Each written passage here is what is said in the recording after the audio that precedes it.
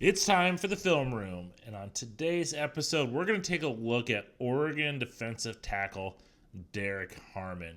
Here is a player that I don't think is getting enough attention out there.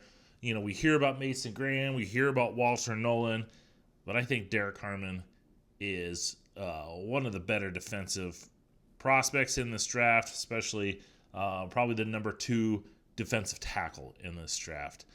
If you're not familiar with what I do in these videos, I like to take some plays, some clips from a couple different games. In this case, the Boise State game, seeing how he does against Ashton Genty, and then the Ohio State game from the college football playoff. And I'm going to kind of showcase what type of player Derrick Harmon is, what he does well, and then how he translates to the NFL, and then finishing with my projection and prediction of where he could end up going. So let's not waste any more time. Let's get into the tape. The thing about Derrick Harmon is he's a big body, 6'4.5", 313 pounds. We see him lined up right here, 4-eye-ish against the left tackle. But not only is he big, but he moves well. We see that here with this little loop inside to get the sack on Will Howard. At his size, he's got good quickness. He's got the lateral agility to be a disruptor along the defensive line. Here against Boise State, we see him lined up shading the center, and he's able to use a rip move, engage, and then use that inside arm to rip through to be able to get into the quarterback's face, force him to make an off-balance throw, which goes incomplete to this receiver dragging across the formation. And using his power, using this quickness to be able to slant here despite being engaged and have the power to rip through and burst to the quarterback, a lot to like here. All right, I love this play here against Ohio State. He's lined up shading the inside of the right guard, and he's going to run a little action with this defensive end, or he's going to slant out and he's going to loop in. But what I love here is not only do we see the quickness to burst that forces this right guard to have to move out, but he's able to then, when they engage, he's just able to burst right through and end up, he was the one that was affecting the play. All because of that combination of the size and speed and that power that comes from that. And you just got to love that lateral agility, and then just to be able to burst to kind of come on, once again, hit the quarterback and force him into throwing an incomplete pass. Now on this play, we kind of see the opposite of what we just saw in the last play. So in this case, this defender is going to break in, and he's going to loop around this time, and we still see the same results. So he engages, uses his teammate as a pick, and is able to come around. Doesn't get home on this play, but I do love the quickness, the lateral agility. When I look at defensive tackles, the ones that you know that are going to be good pass rushers or have that potential to be a pass rusher in the NFL are the ones that can move laterally. And in this case, Harmon's ability to make this quick lateral cut and then burst, you would like to see a little bit better bend to come around and maybe come right off of this right tackle's back. Gets a little wide, which maybe affects his ability to get to the quarterback. But you do got to love that lateral agility. You got to love the ability to get off of a block and get into the quarterback's face. So even if he didn't hit the quarterback, even if he didn't get a sack, he's coming and he's letting Will Howard know, hey, don't forget about me. I'm going to be here all day. All right, so far what I've shown you was him essentially using his athleticism. There was some power. We did see that rip move. But I want to kind of focus in on him and that power. So here he is lined up against the right guard. And what I love about this play is he does get an initial double team because he is so good. But he was able to then break his way and push his way through here to be able to come up and affect this pass. It's hard to tell if he really truly tipped it. But regardless, he got his hand. Yeah, it looks like he did kind of tip that up, make it so that it was incomplete. And just the fact that he was able to take on a double team, work his way, use his power to fight his way through it, and he's able to still get his hands up, get a tip, force an incompletion within the red zone. One last look at him as a pass rusher. We see him more outside now, 3 technique, and he's going to attack at this left guard. And I just love that, hey, he's not coming at him strong. Maybe they're slow playing him, but he's going to attack at this left guard and essentially put him on skates, chuck him out of the way to get into the quarterback's face.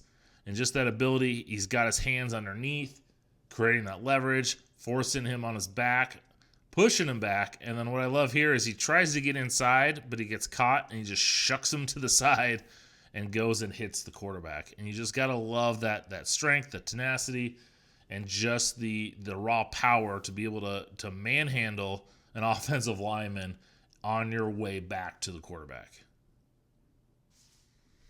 Now, if we take a look at Derrick Harmon and his run defending, everything we've looked at so far is him rushing the passer. How is he as a run defender? And he's going against the best running back in the draft and a college football playoff team. And so at the snap, he's over here on the right side, 5 technique. This tight end is going to try and block him, and I laugh because you're not going to use a tight end to block him. But at the snap, they're going to try and cut him off. The play is designed to kind of come up here, but because Oregon is filling that hole, Genty's going to bounce it out. But we have Harmon on the backside getting blocked by a tight end, and he's able to stand him up and shoot off inside to be able to make this tackle. And that's what I loved about Harmon, is because of his size, because of his length, he's able to take on these blocks and still be able to shed them and get off of them to be able to make tackles. And then we see that here against Ohio State. We've got Harmon on the left side, shading the inside of the left guard.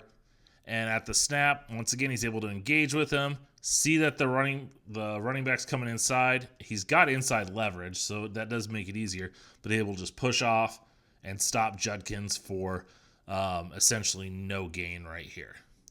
And it's just that ability to use his strength, put himself in a position. He's holding his gap, seeing what's going on, and then just pushes off and makes a tremendous stop for no gain.